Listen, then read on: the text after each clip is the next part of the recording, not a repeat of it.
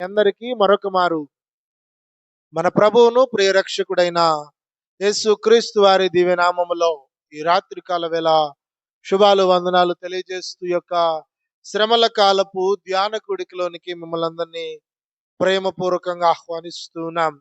సమయంలో చదవబడిన దైవలేఖన భాగమును ఆధారం చేసుకొని కొద్ది నిమిషాలు దేవుని వాక్యాన్ని ధ్యానించడానికి ప్రయత్నం చేద్దాం. మత్తయి సువార్త 17వ అధ్యాయము 14వ వచనము నుండి 21వ వచనం వరకు మనము గమనించినట్లయితే, యేసుక్రీస్తు వారి యొద్దకు ఒక వ్యక్తి పరిగెత్తుకుంటా వచ్చి, అయ్యా, నా కుమారుని కరుణింపు, నా కుమారుడికి చాంద్ర రోగము అనగా మూర్ఛ రోగం ఉంది.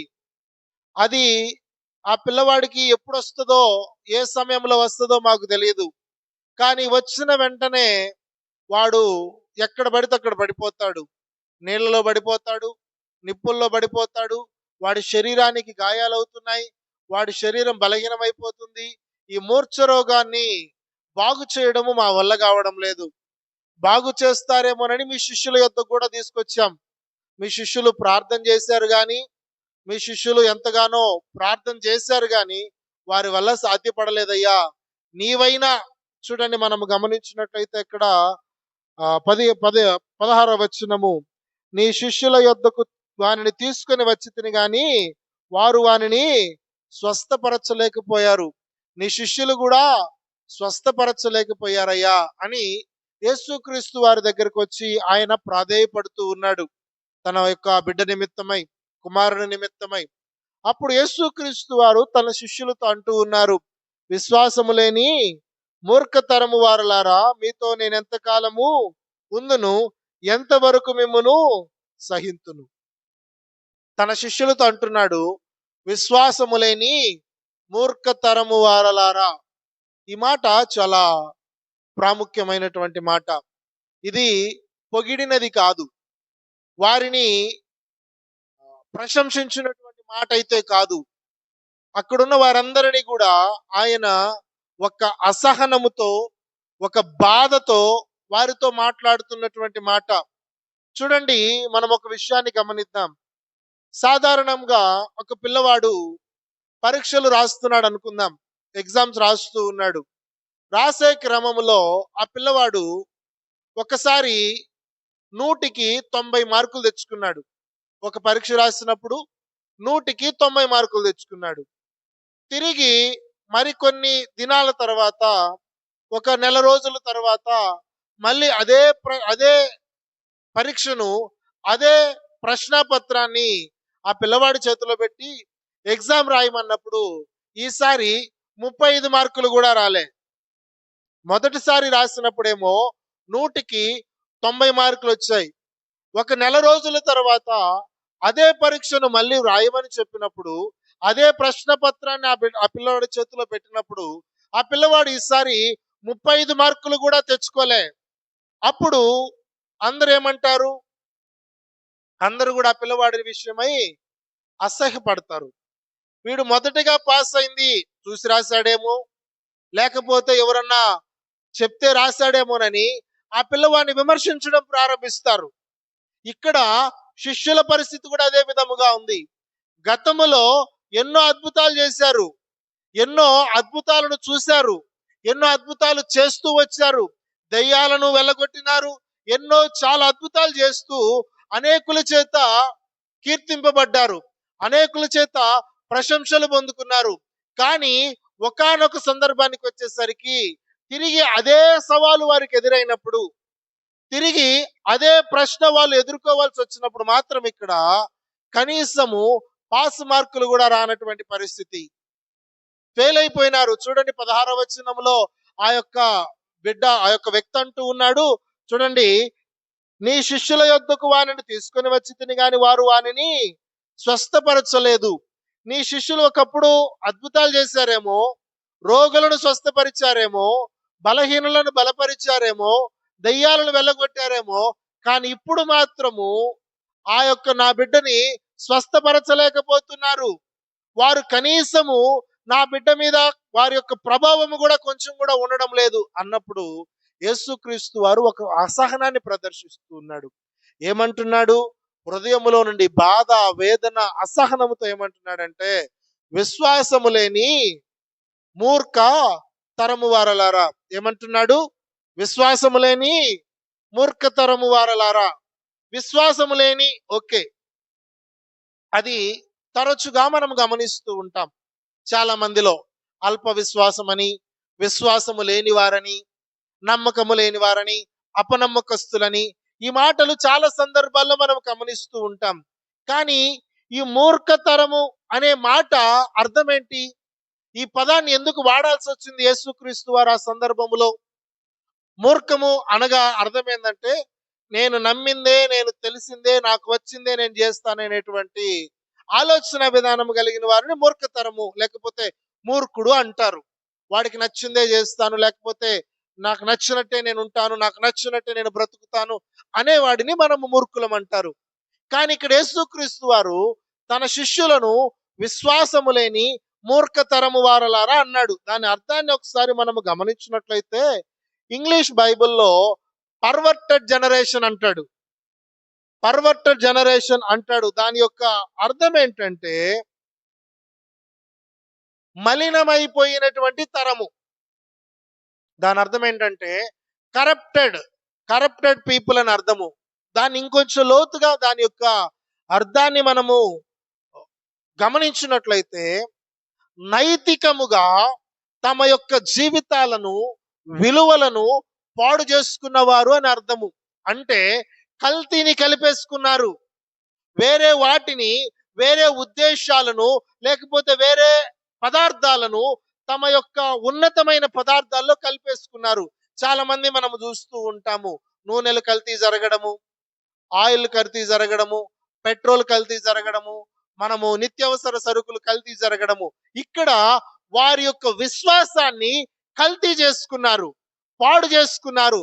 అనవసరమైనటువంటి ఉద్దేశాలను, అనవసరమైనటువంటి ఆర్భాటాలను, అనవసరమైనటువంటి ఉపయోగపడినటువంటి లక్షణాలను వారి విశ్వాసంలోనికి మార్చుకున్నారు. అందుకని యేసుక్రీస్తు అంటాడు, పర్వర్టెడ్ జనరేషన్, ఓ మూర్ఖతరము వారలారా, మీ జీవితాలను పాడు చేసుకున్న వారలారా, మీ విశ్వాసాలను పాడు చేసుకున్న వారలారా. మీరు విశ్వాసం లేదని అనడం లేదు. ఒకప్పుడు మీరు విశ్వసించినారు, ఒకప్పుడు పరీక్ష బాగా రాసినారు, ఒకప్పుడు సవాలును చక్కగా ఎదుర్కొన్నారు. కానీ ఇప్పుడు మాత్రము మీ హృదయాలు గర్వించినాయి. నాకు 90 మార్కులు వచ్చినాయని గర్వపడ్డావు. నువ్వు చదువుకున్న విషయాన్ని మర్చిపోయినావు. నువ్వు ఎదుర్కొన్న సవాలును మర్చిపోయినావు. నువ్వు ఎదుర్కొన్న కష్ట పరిస్థితిని మర్చిపోయినావు. నువ్వు అధిగమించినటువంటి ఆ యొక్క క్లిష్ట పరిస్థితులను మర్చిపోయి ఈరోజు ఏమి చేతగాని వాడివలే 35 మార్కులు కూడా రాని, పాస్ గాని పరిస్థితుల్లో నీ ఒక మూర్ఖ తరము వాడిలాగా మార్చబడ్డావు. అందుకు యేసుక్రీస్తు వారు వారిని విశ్వాసము లేని మూర్ఖ తరము వారలారా అన్నాడు. ఎందు నిమిత్తమై ఆ మాట అన్నాడు? ఒకప్పుడు విశ్వాసం ఉంది, ఒకప్పుడు గొప్ప కార్యాలు చేశాము, ఒకప్పుడు ఉన్నతమైన కార్యాలను రుచి చూసాము, గొప్ప అద్భుతాలను చవి చూసినాము. కానీ ఇప్పుడు మాత్రము అదే సవాలుని, అదే పరీక్షలను ఎదుర్కొనలేక ఫెయిల్ అయిపోతూ ఉన్నాం. పాస్ కానటువంటి పరిస్థితిలోనికి కూడా దిగజారిపోతున్నాం. అటువంటి వారిని ఉద్దేశించి ఆయన అంటున్నారు, మూర్ఖతరము వారలారా అంటున్నాడు. దేవుని వాక్యం వింటున్నటువంటి ప్రియ సంగమా, నేటి మన క్రైస్తవ విశ్వాస జీవితము కూడా ఏ విధముగా ఉంటుంది అంటే, మొదటిలో, ప్రారంభములో విశ్వాసములో మనల్ని మించిన వాడుండడు. విశ్వాసములో మనల్ని మించిన వాడుండడు. కష్టాలను అధిగమించే పరిస్థితులలో మనకు సాటి అయిన వాడుండడు. అబ్బా, దేవుణ్ణి పట్టుకోవడము, దేవుణ్ణి వెంటాడడము, దేవుని సన్నిధిలో ప్రార్థన చేయడము, భక్తిగా ఉండడము, దేవుని వాక్యాన్ని ధ్యానించడము, దేవుని సన్నిధిలో విశ్వాసాన్ని కలిగి ఉండడము, విధేయత కలిగి ఉండడము, అనేక సవాళ్ళను ఎదుర్కొంటాము. కానీ కొన్ని దినాలు గడిచిన తర్వాత మన జీవితాల్లో ఆత్మీయమైనటువంటి గర్వము ప్రవేశిస్తుంది. నేను ఒకప్పుడు ఎన్నో చేశాను, ఒకప్పుడు నా భక్తి చూడాలి, ఒకప్పుడు నా ప్రార్థన చూడాలి, ఒకప్పుడు నా పాటలు చూడాలి, ఒకప్పుడు నా యొక్క జీవితము చూడాలి, చాలా అద్భుతంగా ఉండేది. మరి ఈ రోజు ఏమైంది? నేను ఈరోజు చేయలేకపోతున్నాను. ఈరోజు నేను మందిరానికి రాలేకపోతున్నాను. ఈరోజు దేవుని దగ్గర నేను సమయాన్ని గడపలేకపోతున్నాను. ఈ రోజు నేను ప్రార్థన చేయలేకపోతున్నాను. ఈ రోజు నేను పాట పాడలేకపోతున్నాను. వాక్యాన్ని వినలేకపోతున్నాను. వాక్యాన్ని అనుసరించి బ్రతకలేకపోతున్నాను. దేవుని వాక్యం వింటున్న ప్రియ సంగమా, అటువంటి వారిని దేవుని వాక్యము తెలియజేస్తుంది. మూర్ఖతరము వారలారా అంటున్నాడు. ఒకప్పుడు జీవితము ఘనముగా ఉన్నింది, కానీ నేటి జీవితము ఘనహీనముగా ఉన్నింది. ఒకప్పుడు అనేకుల చేత మన్నలు పొందుకున్నాం, అనేకుల చేత భక్తిపరులమని పిలిపించుకున్నాం, అనేకుల చేత నీతిమంతులమని పిలిపించుకున్నాం, కానీ నేడు మాత్రము భ్రష్టులైపోతూ ఉన్నాం. కారణం ఏంటంటే మన జీవితాల్లో సవాళ్లను ఎదుర్కొనడంలో విఫలమైపోతున్నాం, కష్టాలను ఎదుర్కొనడంలో విఫలమైపోతున్నాం, క్లిష్ట పరిస్థితులను దాటడంలో విఫలమైపోతూ ఉన్నాం. దేవుని వాక్యం వింటున్న ప్రియ సంగమా, శిష్యుల యొక్క జీవితాలను ఒకసారి గమనిస్తే చూడండి, లూకా సువార్త 10వ అధ్యాయము 17 నుంచి 20 వచనాల వరకు మనం గాని గమనిస్తే, లూకా సువార్త 10వ అధ్యాయము 17 నుంచి 20 వచనాలను మనం గాని గమనించగలిగితే, ఆ 70 మంది శిష్యులు సంతోషముతో తిరిగి వచ్చి, ప్రభువా, దెయ్యములు కూడా నీ నామము వలన మాకు లోబడుచున్నవని చెప్పగా, యేసుక్రీస్తు వారు 70 మంది శిష్యులను, అయ్యా మీరు ఈ లోకానికి వెళ్ళండి, మీకు అధికారం ఇస్తున్నాను, రోగుల మీద అధికారం ఇస్తున్నాను, దయ్యాల మీద అధికారం ఇస్తున్నాను, మీకు అనేక వాక్యము చెప్పడానికి అధికారం ఇస్తున్నాను, అద్భుతాలు చేయడానికి, సూచక్రియలు చేయడానికి, అనేక రకాలైనటువంటి కార్యాలు చేయడానికి, కష్టాల్లో ఉన్నవారిని, నష్టాల్లో ఉన్నవారిని, వ్యాధుల్లో ఉన్నవారిని, ఇబ్బందుల్లో ఉన్నవారిని, బలహీనతలో ఉన్నవారిని స్వస్థపరచడానికి, నడిపించడానికి, బలపరచడానికి అన్ని రకాలైనటువంటి అధికారాలు నేను ఇస్తున్నాను. ఆ అధికారాలు తీసుకోండి, మీరు లోకంలోనికి వెళ్ళండి, స్వార్థ ప్రకటించండి, దేవుని రాజ్యాన్ని స్థాపించండి, దేవుని రాజ్యంలోనికి అనేకులు ఆహ్వానించమన్నప్పుడు శిష్యులు వెళ్ళారు, అద్భుతాలు చేశారు, ఆశ్చర్య కార్యాలు చేశారు, స్వస్థతలు చేసినారు, చాలా అద్భుతాలు చేస్తూ వచ్చారు. దయ్యాలను సైతము వెళ్ళగొడుతూ ఉన్నారు, చాలా అద్భుతాలు చేస్తూ ఉన్నారు. తిరిగి యేసుక్రీస్తు వారి దగ్గరికి సంతోషంగా పరిగెత్తుకుంటూ వచ్చారు. అయ్యా యేసయ్యా, మేము చేసిన కార్యాలేంటో తెలుసా? నేను పలానా గ్రామానికి వెళితే, పలానా ఊరికి వెళితే ఒక పక్షపాతం కలిగిన వారిని నేను లేపాను, పలానా దగ్గరికి వెళితే దయ్యాలు ఉన్న వాళ్ళని వెళ్ళగొట్టినాను, పలానా చోటుకు వెళితే నేను రోగులను స్వస్థపరిచినాను, మంచం మీద ఉన్న వారిని లేపాను, జ్వరంతో ఉన్న వాళ్ళని బాగు చేసినాను, కుష్ఠవ్యాధులను బాగు చేశాను, అయ్యో నేను చాలా గొప్ప కార్యాలు చేశానని తాము ఎదుర్కొన్నటువంటి ఆ యొక్క తాము విజయం సాధించినటువంటి అనేక విషయాలను సంతోషపడి యేసుక్రీస్తు వారి దగ్గర చెబుతూ ఉన్నారు. ఏమంటున్నారు చూడండి, దయ్యములు కూడా నీ నామమున మాకు లోబడుచున్నవి. సంతోషముగా మాట్లాడుతున్నారు, ఆనందముగా మాట్లాడుతున్నారు. తదుపరి యేసుక్రీస్తు వారు అంటారు చూడండి, మనము గమనించినట్లయితే 20వ వచనములో, అయినను దయ్యములు మీకు లోబడుచున్నవని సంతోషింపక మీ పేర్లు పరలోకమందు వ్రాయబడి ఉన్నవని సంతోషించుడని వారితో చెప్పిన 20వ వచనములో యేసుక్రీస్తు వారు అంటారు, అయ్యా దయ్యాలు లోబడుతున్నాయని మీరు సంతోషించాల్సిన అవసరం లేదు. అంతకంటే గొప్ప ప్రాముఖ్యమైనటువంటి పరిస్థితి ఏంటంటే, మీ పేర్లు పరలోక రాజ్యములో వ్రాయబడ్డాయి. చూడండి, ఆయన ఏమంటాడు, మీ పేర్లు పరలోకమందు వ్రాయబడినవని సంతోషించండి. అయ్యా మేము చాలా అద్భుతాలు చేశాం, చాలా గొప్ప కార్యాలు చేశాం, అయ్యో నా మీదికి దెయ్యములు కలిగిన వారు ఎదుర్కొన్నప్పుడు నేను వారిని అధిగమించినాను, నీ నామము వలన జయించినాను, రోగులను స్వస్థపరిచినాను, అయ్యా నేను ఎక్కడికి వెళితే అక్కడికి, మేము ఎక్కడికి వెళితే అక్కడికి చాలా అద్భుతాలు చేస్తూ వచ్చాం, అనేకులు మమ్మల్ని వెంబడించినారు, నీ రాజ్యాన్ని మేము స్థాపించినాము. కానీ ఇక్కడికి చాంద్ర రోగము కలిగినటువంటి వ్యక్తి దగ్గరికి వచ్చేసరికి మేము విఫలమైపోయినాం, మేము ఎదుర్కోలేకపోతున్నాం. ఒకప్పుడు అద్భుతాలు చేశాం, ఒకప్పుడు ఆశ్చర్య కార్యాలు చేశాం, ఒకప్పుడు మా జీవితము చాలా ఘనముగా ఉన్నింది, కానీ ఈరోజు బలహీనమైనటువంటి పరిస్థితుల్లో ఉన్నాం. దేవుని వాక్యం అంటున్న ప్రియ సంగమా, యేసుక్రీస్తు వారు అంటున్నారు, విశ్వాసము లేని మూర్ఖతరము వారలారా. చూడండి, ఆ మాట చదువుదాం. 17వ అధ్యాయం 17వ వచనము, మత్తయి సువార్త 17వ అధ్యాయము 17వ వచనము, విశ్వాసము లేని మూర్ఖతరము వారలారా, మీతో నేను ఎంతకాలము ఉందును, ఎంతవరకు మిమ్మను సహింతును. యేసుక్రీస్తు వారు అంటున్నారు, ఎంతకాలం నేను మీతో ఉంటాను, ఎన్నిసార్లు మిమ్మల్ని నేను పంపిస్తూ ఉంటా అధికారం ఇచ్చి, ఎన్నిసార్లు నేను మీకు జ్ఞాపకం చేస్తూ ఉంటా, ఎన్నిసార్లు నేను మిమ్మల్ని నడిపిస్తూ ఉంటా, ఎన్నిసార్లు నేను బలపరుస్తూ ఉంటా, వెళ్ళండి వెళ్ళండి వెళ్ళండి అని నేను ఎన్నిసార్లు మిమ్మల్ని బలపరుస్తూ ఉంటా. నా కాలము ఒక దినాన ముగుస్తది. నేను ఇక్కడి నుంచి బలియాగమై వెడలిపోవలసినటువంటి సమయం వస్తది. అప్పుడు కూడా ఇలాగే బ్రతుకుతారా మీరు? ఈ విశ్వాసాన్ని, ఈ ఆత్మను ఎందుకు కొనసాగించలేకపోతున్నారు?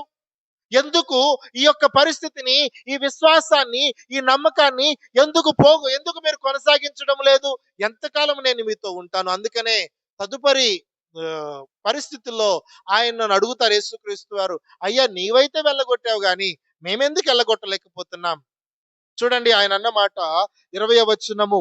అందుకు ఆయన, మీ అల్ప విశ్వాసము చేతనే మీరు అల్పమైనటువంటి విశ్వాసాన్ని కలిగి ఉన్నారు. అల్ప విశ్వాసము ఇంగ్లీష్ బైబిల్లో ఏమని వ్రాయబడి ఉంటుందంటే లిటిల్ ఫెయిత్ అని రాయబడి ఉంటుంది. దాన్ని గ్రీకు భాషలో మనం అర్థం చేసుకోవడానికి ప్రయత్నం చేస్తే ఒలిగో పిస్టోస్ అనే పదాన్ని, గ్రీకు పదాన్ని ఉపయోగించారు. ఒలిగో పిస్టోస్ అనగా అర్థం ఏంటంటే లాకింగ్ కాన్ఫిడెన్స్ ఇన్ క్రైస్ట్. యేసు క్రీస్తు వారిలో సంపూర్ణమైన నమ్మకం లేకపోవడం. యేసుక్రీస్తు వారిలో సంపూర్ణమైనటువంటి విశ్వాసాన్ని, నమ్మకాన్ని లేకపోవడం. కొద్ది కాలం మాత్రమే, ఆ 70 మందిని పోగు చేసి పంపించినప్పుడు మాత్రమే మాలో విశ్వాసం ఉంది, ఆ తదుపరి మాలో లేదు. దేవుని వాక్యం ఎటువంటి ప్రియ సంగమా, యేసుక్రీస్తు వారు అటువంటి పరిస్థితిని, అటువంటి విశ్వాస జీవితాన్ని ఆయన కోరుకోవడం లేదు. ఈరోజు 90 మార్కులు సాధించావు, తదుపరి నువ్వు 90 మార్కులను దాటాలి. తదుపరి మరొక దశకు వెళ్ళాలి, మరొక దశలోనికి వెళ్ళాలి. లేదు ప్రభువా నేను మళ్ళీ పాస్ మార్కుల నుంచి మొదలు పెడతాను, లేదు ప్రభువా నేను మళ్ళీ మొదటికి వస్తాను, ఈ కొన్ని దినాలు మాత్రమే, ఈ కొన్ని రోజులు మాత్రమే, లేకపోతే ఈ యొక్క 40 దినాలు మాత్రమే నేను విశ్వాసముతో ప్రార్థన చేస్తాను, ఉపవాసం ఉంటాను, నీ మందిరానికి వస్తాను. మరి తదుపరి కాలము, మరి తదుపరి ఆదివారాలు, మరి తదుపరి బుధవారాలు, అప్పుడు పరిస్థితి ఏంటి?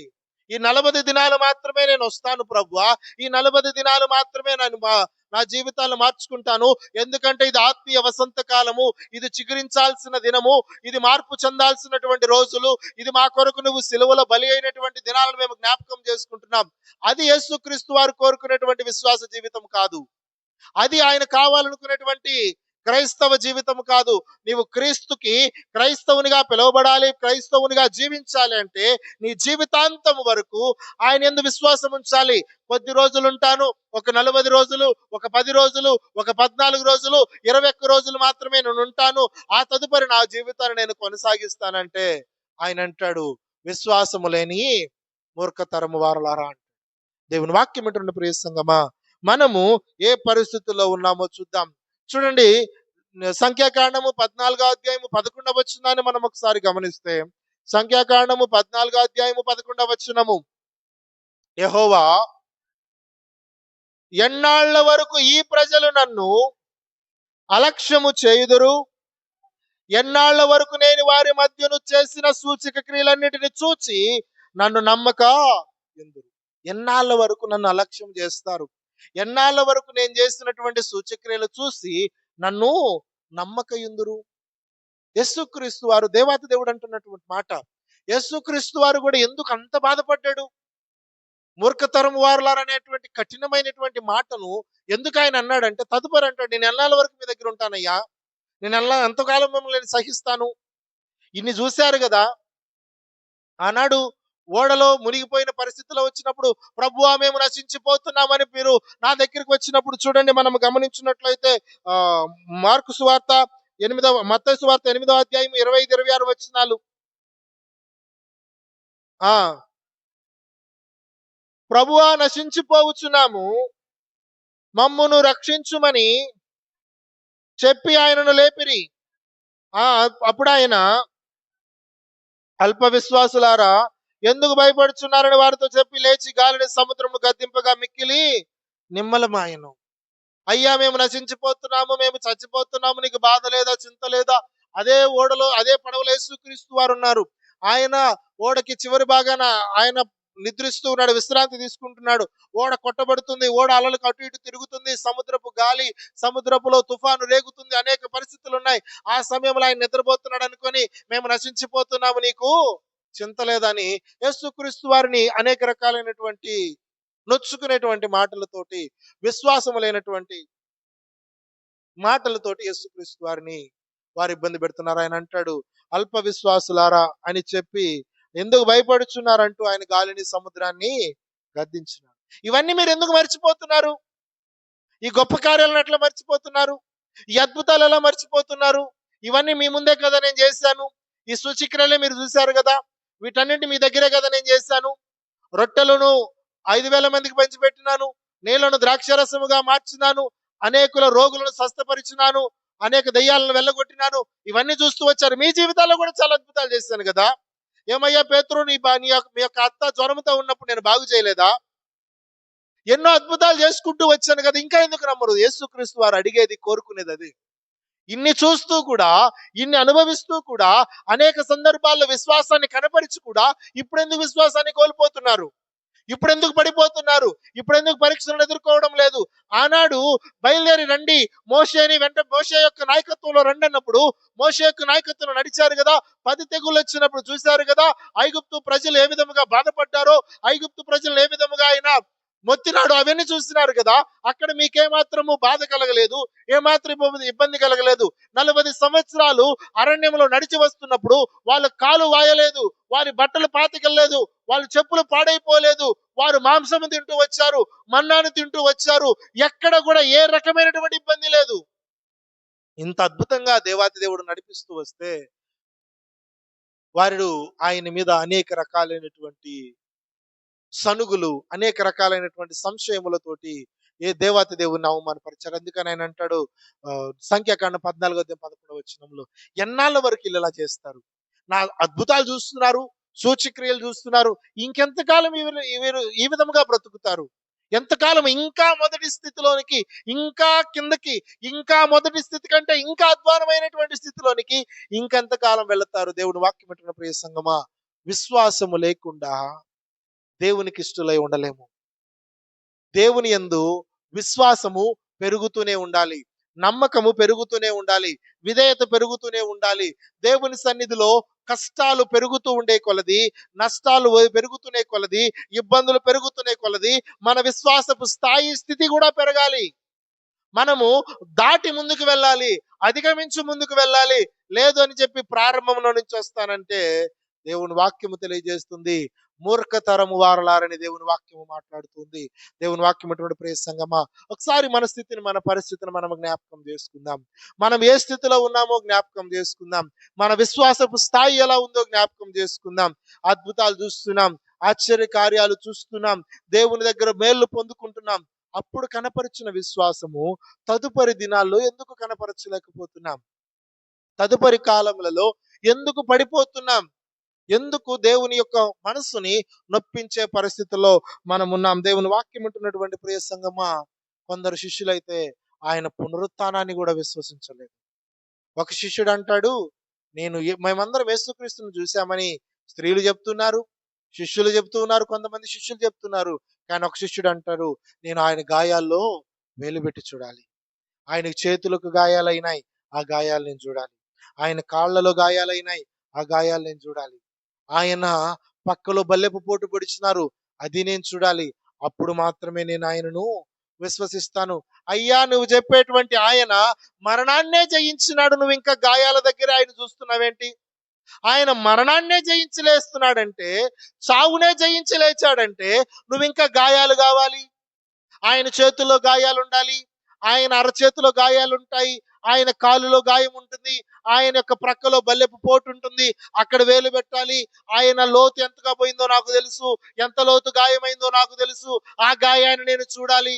దేవుని వాక్యం అంటున్న ప్రియ సంగమా, అటువంటి భక్తిని ఆయన ఇష్టపడేవాడు కాదు, అటువంటి విశ్వాసాన్ని ఆయన కోరుకునేవాడు కాదు. పునరుత్థానాన్ని విశ్వసించిన వారిని ఆయన గద్దించినాడు. మార్కు సువార్త 16:14 మనం గమనించినట్లయితే చూడండి. మార్కు సువార్త 16:14. భోజనమునకు కూర్చుండినప్పుడు ఆయన వారికి ప్రత్యక్షమై తాను లేచిన తరువాత తన్ను చూచిన వారి మాట నమ్మనందున వారి అపనమ్మిక నిమిత్తము, హృదయ కాఠిన్యము నిమిత్తమును వారిని గద్దించెను. వారి అపనమ్మకాన్ని బట్టి, హృదయ కాఠిన్యాన్ని బట్టి. అపనమ్మకముతో పాటు హృదయ కాఠిన్యము. నేను నమ్మను. నేను చూడాలి. నేను ఆయన దగ్గరికి రావాలి.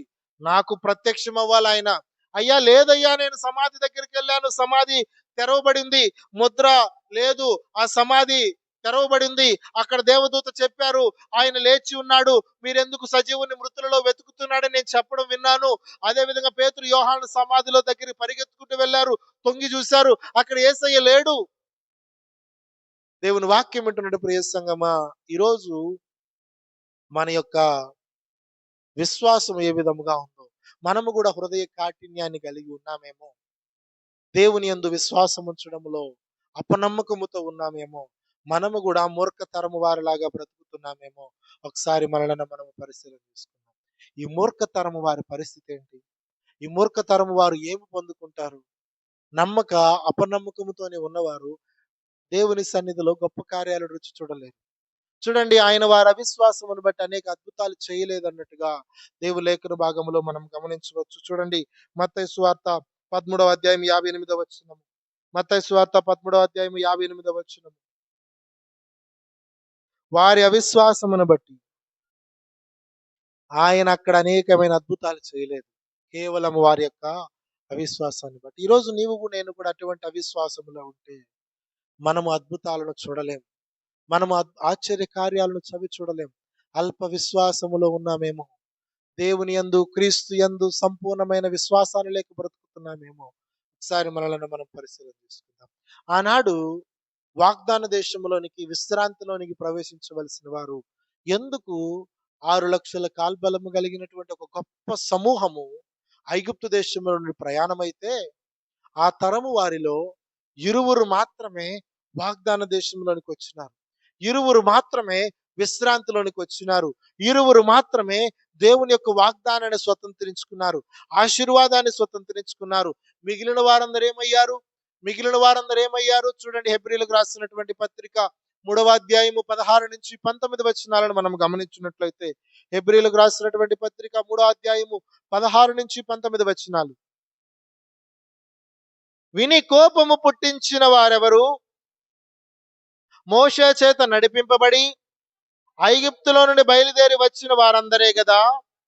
ఎవరి మీద 40 ఏండ్లు ఆయన కోపగించెను? పాపము చేసిన వారి మీదనే గదా. వారి శవములు అరణ్యములో రాలిపోయెను.